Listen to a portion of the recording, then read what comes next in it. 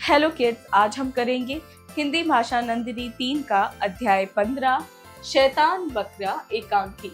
आज हम एक एकांकी पढ़ेंगे जिसका नाम है शैतान बकरा। एकांकी का उद्देश्य। प्रस्तुत एकांकी का उद्देश्य ये बताना है कि हमें किसी को छोटा नहीं समझना चाहिए, क्योंकि कुछ काम ऐसे होते हैं जिन्हें बड़ा व्यक्ति नहीं कर सकता और उस कार्य को एक छोटा बच्चा भी आसानी से कर देता है। तो हम क्या सीखेंगे इस एकांकी से? हम सीखेंगे कि हमें कभी भी किसी को छोटा नहीं समझना चाहिए, कमजोर नहीं समझना चाहिए, क्योंकि बहुत सारे काम ऐसे होते हैं जो ताकतवर या बड़े लोग नहीं कर पाते, लेकिन छोटे लोग आसानी से कर जाते हैं। पहला दृश्य, गूंजा दादी खाना बनाते हुए। गूंजा दादी, बेटा खाना तैयार है, जल्दी आकर खा लो, आज खेत पर बहुत काम है, कुछ सब्जियां ले आएंगे तो शाम तक बाजार में बिक जाएंगी, त्योहारों के दिन है, कुछ पैसे भी मिल जाएंगे तो तुझे नए कपड़े सिलवा दूंगी। तो गूंजा दादी अपने पोते से कहती है कि बेटा जल्दी से आकर खाना खा ले, खाना तैयार हो चुका है, फिर हमें खेत में जाके बहुत सारी सब्जियां लानी है ताकि वो शाम तक बिक जाए, क्योंकि त्योहारों के दिन पास आ रहे हैं तो वो अपने पोते को नए कपड़े दिला देगी। लड़का, हाँ दादी मैं तैयार हूँ, चलो। दादी के खेत में एक दाढ़ी वाला तगड़ा बकरा सब्जियां खा रहा है। गूंजा दादी, अरे अरे ये क्या कर रहे हो, भागो निकलो मेरे खेत में से। तो जब वो खेत में जाते हैं तो वो क्या देखते हैं कि वहां पे एक दाढ़ी वाला बकरा उनके खेत में उनकी सब्जियां खा रहा था। बकरा अपने पहले सींगों को दिखाते हुए, हा हा हा, तुम्हारा खेत, अब ये मेरा खेत है। गूंजा दादी, अच्छा अभी बताती हूँ शैतान तुझे, चल भाग यहाँ से। दाढ़ी वाला बकरा गूंजा दादी पर झपटता है। तो बच्चों, जब दादी बोलती है कि तुम मेरे खेत में क्या कर रहे हो, ये मेरा खेत है, तो बकरा क्या कहता है कि ये तुम्हारा खेत नहीं, अब तो ये मेरा खेत है। तो दादी उसे भगाने के लिए प्रयास करती है, लेकिन वो पैने सींग वाला बकरा दादी पर झपटता है। गूंजा दादी, अरे अरे बेटा भाग के आना, देखो ये दाढ़ी वाला बकरा हमारी सारी सब्जियां उजाड़ रहा है, हम क्या खाएंगे। लड़का भागता हुआ आता है। दादी जल्दी से अपने पोते को बुलाती है कि बेटा जल्दी इधर आ, ये देख ये बकरा हमारी सारी सब्जियां खराब कर रहा है। और लड़का भी भागता हुआ आता है। लड़का, डरो मत दादी, मैं अभी इसे ठीक करता हूँ बकरे से। शैतान, ये क्या कर रहे हो, हमने बड़े परिश्रम से सब्जियां उगाई है और तुम इन्हें नष्ट कर रहे हो, भागो यहाँ से। बकरा, अच्छा अब तुम आए हो, अभी बताता हूँ ये किसका खेत है। बकरा पैने सींगों से लड़के को मारने के लिए दौड़ता है। लड़का भागते हुए, अरे ये तो मुझे मार ही डालेगा। गूंजा दादी और लड़का रोते हुए खेत में बाहर आ जाते हैं। एक कुत्ता उधर से गुजरता हुआ आता है।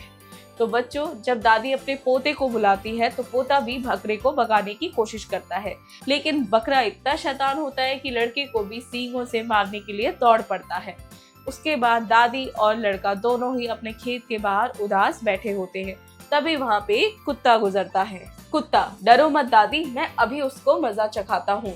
कुत्ता बकरे की ओर भौं भौं करते हुए जाता है। तो कुत्ता दादी से कहता है कि दादी तुम डरो मत, मैं उसे भगा के आता हूँ। बकरा कुछ डरते हुए, ओ कुत्ता ठीक है। कुत्ता, ए दुष्ट बकरे, तुम गूंजा दादी के खेत में घुसे कैसे, चलो निकलो यहाँ से। बकरा गुस्से से, अगर तुम मेरे पास आए तो मार डालूंगा तुम्हें, देखते हो मेरे ये तीखे सींग। बकरा कुत्ते पर झपटता है। कुत्ता डर कर गूंजा दादी के पास आ जाता है। तो बच्चों, कुत्ता उसके पास भौंक के बोलता तो है कि भाग जाओ यहाँ से, उसे डराने की भी कोशिश करता है, लेकिन बकरा अपने नुकीले सींग से कुत्ते पर झपटता है और कुत्ता वहां से भाग जाता है। दूसरा दृश्य, खेत के बाहर तीनों उदास बैठे हैं। तभी एक मधुमक्खी आती है। मधुमक्खी, आप सब इतने उदास क्यों बैठे हैं? गूंजा दादी, क्या कहूँ, हमारे खेत में पैने सींगों वाला एक शैतान बकरा घुस आया है, वो हमारा सारा खेत उजाड़ रहा है, हमने इतनी मेहनत से सारी सब्जियां उगाई हैं। तो उसके बाद बच्चों वहाँ पे एक मधुमक्खी आ जाती है। जब कुत्ता, दादी और लड़का तीनों ही उदास बैठे होते हैं, उसी वक्त वहाँ पे मधुमक्खी आती है और वो पूछती है कि दादी आखिर आप उदास क्यों बैठे हो? तो दादी उसे सारा किस्सा सुनाती है। मधुमक्खी, रो मत दादी माँ, मैं अभी उसे देखती हूँ। मधुमक्खी भिन भिन करती हुई बकरे के सिर पर बैठती है। मधुमक्खी, चलो भागो यहाँ से, ये खेत गूंजा दादी का है, उन्होंने बड़ी मेहनत से ये सब्जियां उगाई हैं। तो बच्चों मधुमक्खी फिर दादी से कहती है कि दादी माँ आप डरो मत, मैं उसे अभी मजा चखा के आती हूँ। तो मधुमक्खी क्या करती है, भिनभिनाते हुए जाती है और बकरे के सर पर बैठ जाती है और वो उसे वहां से भाग जाने को कहती है। बकरा, तुम कौन हो, क्या चाहती हो? मधुमक्खी भिनभिनाते हुए, जल्दी से भाग जा यहाँ से, नहीं तो बता दूंगी कि मैं कौन हूँ। तो उसके बाद बकरा पूछता है कि तुम कौन हो? तो मधुमक्खी कहती है कि तुम जल्दी से यहाँ से चले जाओ वरना मैं तुम्हें बता दूंगी कि मैं कौन हूँ। बकरा अकड़ कर, तू छोटी सी मधुमक्खी क्या मुझे भगाएगी और मुझे डरा रही है? क्या कर लेगी तू? मेरा जा नहीं जाता यहाँ से। मधुमक्खी तेज डंक मारते हुए, नहीं जाते तो लो और लो।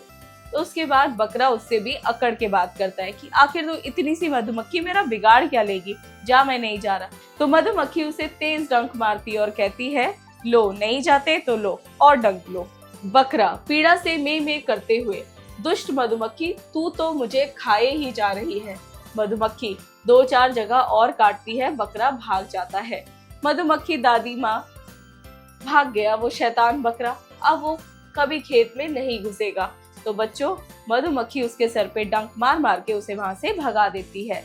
गूंजा दादी, शाबाश मक्खी रानी, शाबाश, जो काम हम बड़े व्यक्ति नहीं कर पाए उसे तुमने छोटी सी होकर कर दिखाया।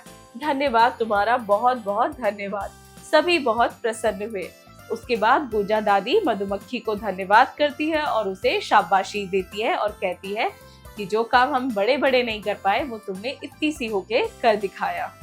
स्मरणीय शब्दावली: दृश्य, नजारा, सीन, त्योहार, पर्व, फेस्टिवल, पैने, तीखे, नुकीले, पॉइंटेड, परिश्रम, मेहनत, हार्ड वर्क, उजाड़ना, बर्बाद करना, टू ruin, नष्ट करना, बर्बाद करना, टू ruin, उदास, दुखी, सैड, पीड़ा, दर्द, पेन, दुष्ट, बुरा, विकेड, धन्यवाद, शुक्रिया, थैंक्स।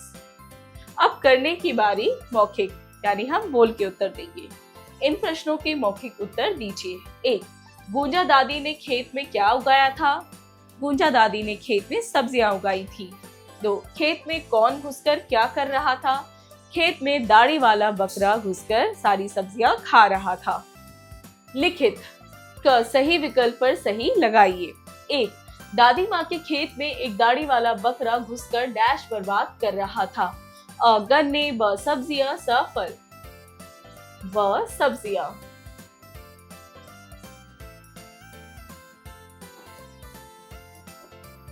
2. कुत्ता बकरे के डैश डर गया। अ लंबे दांतों से, ब बड़ी बड़ी आंखों से, स पैने सींगों से। स पैने सींगों से। सो किड्स, जो भी सही आंसर होगा आप यहाँ पे गिवन स्पेस में लिखेंगे। 3. दाढ़ी वाला बकरा सभी को अपने डैश से डरा रहा था। अ पैने सींगों से, ब बड़े बड़े नाखूनों से, स नुकीले दांतों से। अ पैने सींगों से। 4. मधुमक्खी बकरे के डैश पर बैठी। अ कान, ब पैर, स सिर। सिर। ख रिक्त स्थान भरिए। 1. गूंजा दादी के खेत में एक डैश बकरा सब्जियां बर्बाद कर रहा था। दाढ़ी वाला।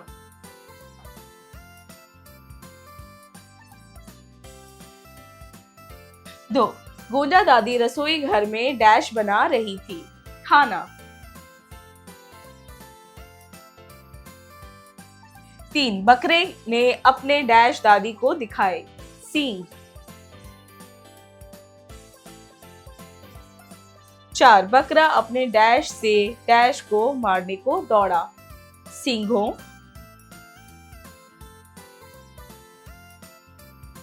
सींग से लड़के। ग किसने किससे क्यों कहा। ए. तुझे नए कपड़े सिलवा दूंगी। ये किसने कहा? ये दादी ने कहा लड़के से। और क्यों कहा? क्योंकि त्योहार पास आने वाले थे। 2. तुम्हारा यह खेत अब मेरा है। ये किसने कहा? ये कहा दाढ़ी वाले बकरे ने। किससे कहा? दादी से। और क्यों कहा? क्योंकि वो वहां पे सब्जियां बर्बाद कर रहा था। सो किड्स, यहाँ पे आप ये आंसर लिखेंगे। 3. ये तो मुझे मार ही डालेगा। ये किसने कहा? ये कहा दादी ने कहा। किससे कहा? अपने पोते से कहा। और क्यों कहा?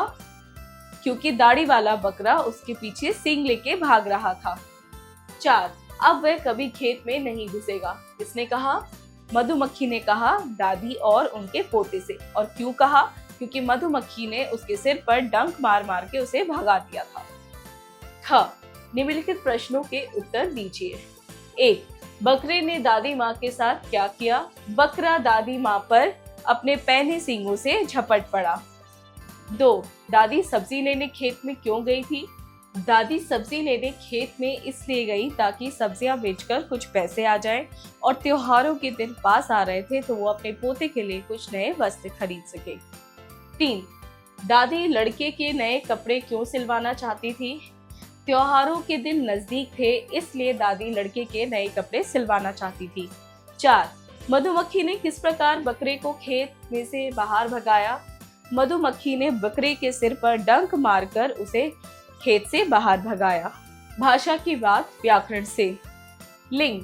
लिंग हमें व्यक्तियों एवं वस्तुओं के स्त्री पुरुष व निर्जीव होने का बोध करवाते हैं, अर्थात शब्द के जिस रूप से उसके स्त्री अथवा पुरुष होने का बोध होता है लिंग कहलाता है, जैसे गाय, बैल, बकरा, दादी आदि।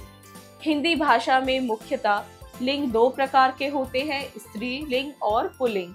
स्त्रीलिंग शब्द के जिस रूप से संज्ञा अथवा सर्वनाम के स्त्री होने का बोध होता है, जैसे दादी, बकरी, चाची, गुंजन आदि। पुल्लिंग शब्द के इस रूप में संज्ञा अथवा सर्वनाम के पुरुष होने का बोध होता है, जैसे दादा, बकरा, चाचा, रवि आदि।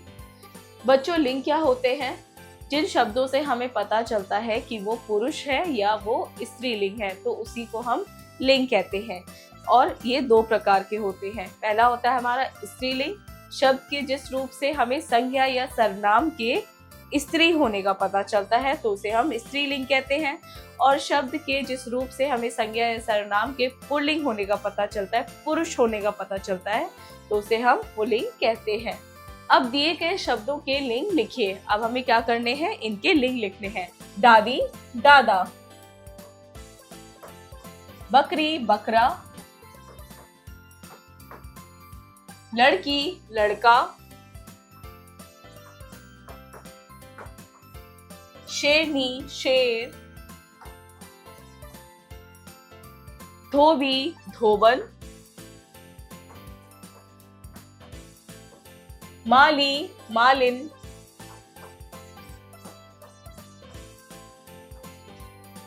मुर्गी, मुर्गा। कुत्ता, कुत्ती।